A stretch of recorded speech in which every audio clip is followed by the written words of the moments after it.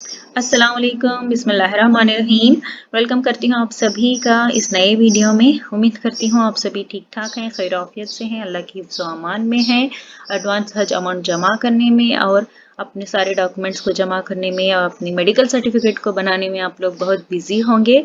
जानती हूँ बहुत सारे लोग परेशान भी हुए हैं मेडिकल सर्टिफ़िकेट बनाने के लिए, फिर एडवांस हज अमाउंट जमा करने के लिए भी बहुत सारी परेशानियाँ आ रही थी। सबमिशन में भी थोड़ी बहुत दिक्कत हो रही थी कि हमें एड्रेस नहीं पता है ऐसा कुछ। तो अभी तक सारे कुछ डाउट्स आप लोग को क्लियर हो चुके होंगे। आप बहुत क्लियर होंगे कि किस तरह से अपने हज अमाउंट को जमा करना है। तो आप लोगों को अगली इंस्टॉलमेंट जमा करने में कोई तकलीफ नहीं होगी इंशाल्लाह। तो इस वीडियो में मैं आप लोगों को बताने वाली हूँ कि अगली इंस्टॉलमेंट आपने कितनी पे करनी है और आपको कितना टाइम मिलेगा इसे पे करने के लिए, और साथ ही साथ वेटिंग लिस्ट वालों के बारे में भी बताने वाली हूँ कि बहुत सारे सवाल आ रहे थे कि इनको कैसे सेलेक्ट करते हैं, कुछ बताइए थोड़ा वेटिंग लिस्ट वालों के बारे में, तो उनके बारे में भी बताऊंगी। तो चलिए आगे बढ़ते हैं वीडियो में। उससे पहले नए हैं चैनल पर तो सब्सक्राइब करिए, लाइक और शेयर करना भी ना भूलिएगा। तो जैसा कि आप देख सकते हैं गाइडलाइंस में इन्होंने बताया हुआ है, the pilgrim will have to pay the first instalment, यानी कि आपका सेकेंड इंस्टॉलमेंट होने वाला है, क्योंकि एडवांस हज अमाउंट जो आपने जमा किया है वो आपके लिए फर्स्ट इंस्टॉलमेंट है, और ये दूसरा इंस्टॉलमेंट जो आप लोगों को पे करनी है वो है 1,70,000 रुपीज़। 1,70,000 रुपीज़ आपने पे करनी है। और वो जिस तरह से अब्दुल हक जी ने कहा था कि अपने एक इंटरव्यू में कि 10 अप्रैल से पहले आपने पहली इंस्टॉलमेंट जमा करनी है और 25 अप्रैल से पहले आपने अपनी सेकेंड इंस्टॉलमेंट यानी 1,70,000 को जमा करनी है।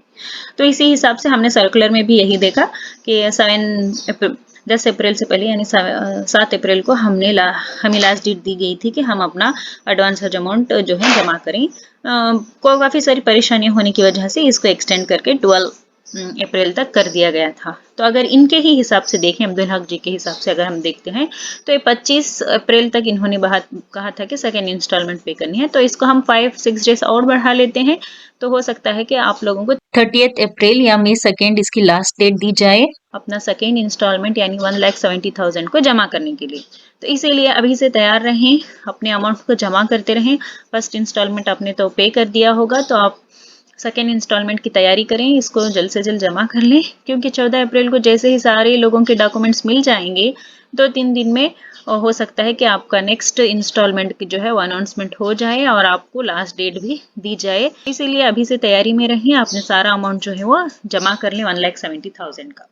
फिर नेक्स्ट जो अमाउंट आएगा वो जैसे ही आप लोग सेकेंड इंस्टॉलमेंट पे करेंगे उसके दूसरे या तीसरे दिन आप लोगों को ये जो भी एयर फेयर है और जो भी अकोमोडेशन है सऊदी में उसका जो भी अमाउंट होगा वो ही आपका जो है नेक्स्ट इंस्टॉलमेंट होगा, जिसके बारे में सेकेंड इंस्टॉलमेंट पे होते ही आप लोगों को इन्फॉर्म कर दिया जाएगा।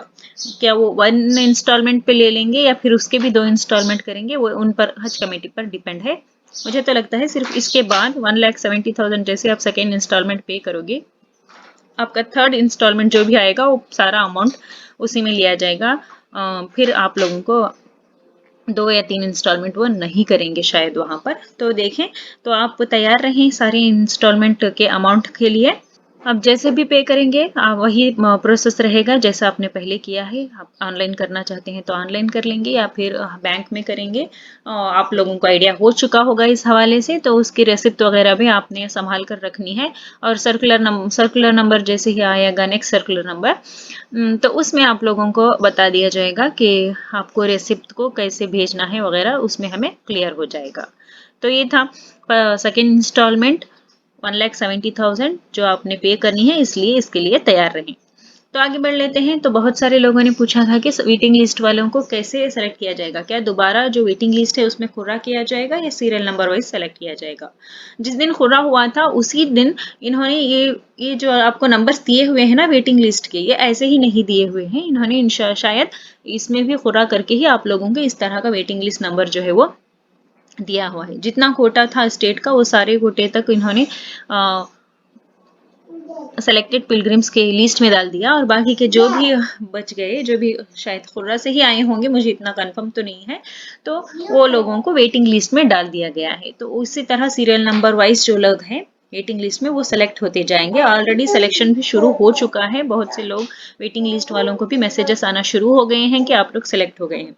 और ये डिपेंड करता है स्टेट में, आपके स्टेट में कितने लोगों ने कैंसिल कराया है, जो सिलेक्टेड पिलग्रिम है उसमें से कितने ने कैंसिल कराया है, उसके हिसाब से आप लोगों को सेलेक्ट किया जाएगा।